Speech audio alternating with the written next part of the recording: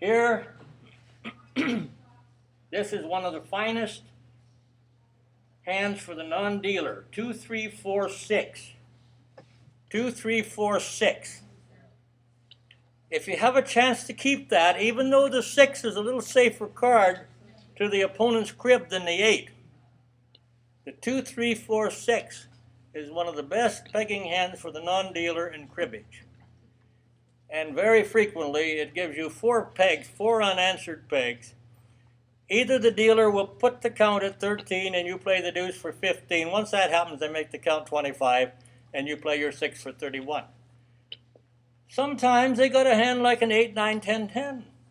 So they don't make the count 13 on the 3. They're going to be a little smart about it. And they make the count 11. And you say, oh, you got the 4 right. 15 for 2. They say 25. You say 31. So you get it that way too. Terrific hand. Don't lead the deuce so. I see people every week. I saw a person last week twice lead the 6. 2, 3, 4, 6. All the pegging is gone. Where do you go now? If you lead the 6, they put a 10 on it, you make the count 18. So you might, or you might not get 31. But play the percentages. When you see that hand, keep it. We've already mentioned the 4, 5, 6, 6.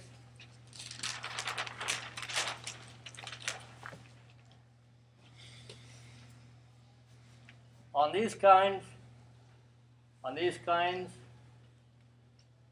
with 2 8s or 2 7s, lead from the strength. It's better most places. Now you might, in an unusual situation, I don't know what it would be. Somebody told me, well, this makes sense if you want to avoid pegs to lead the 6. I'm not so sure of that. I think I lead the 8.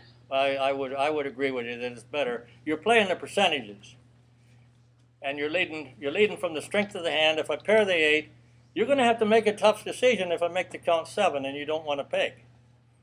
If I play a 7 on your 8 for 15 and you don't want to peg, you're probably going to have to take what you can.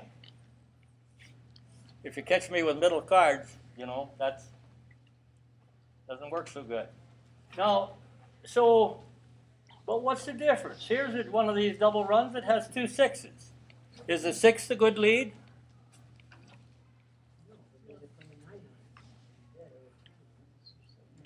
The only time it is, actually the percentage switches a little in your favor if you know where 3. If you know where 3 6s are, or 2 6s and a 9, in other words, maybe the cut is a 9. Then the 6 becomes a little better lead, slightly better. But if you don't know that, if you don't know where there's 3 6s, 3 9s, that combination, then lead from the top of the hand.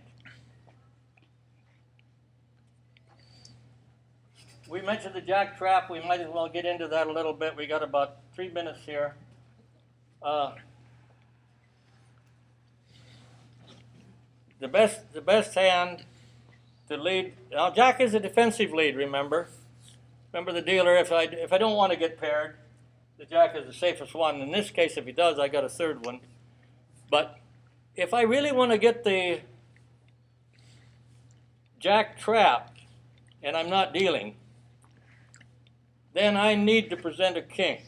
If I got a king, queen, jack, jack, I need to present the king in hopes of drawing a 5 for 15. And then play the queen. And so don't lose sight of it. It's not going to happen a lot because often the dealer's jack is in the crib. And you can't trap it if you want to. Also keep in mind that your jack is vulnerable. If the dealer keeps the jack, there's a good chance he kept another one to go with it. So when you hold that 6, 7, 8 with the jack, just because you didn't want to give him the 1 point possible in the crib, realize that jack could be pretty vulnerable. And if you can ditch it earlier in the play, good thing.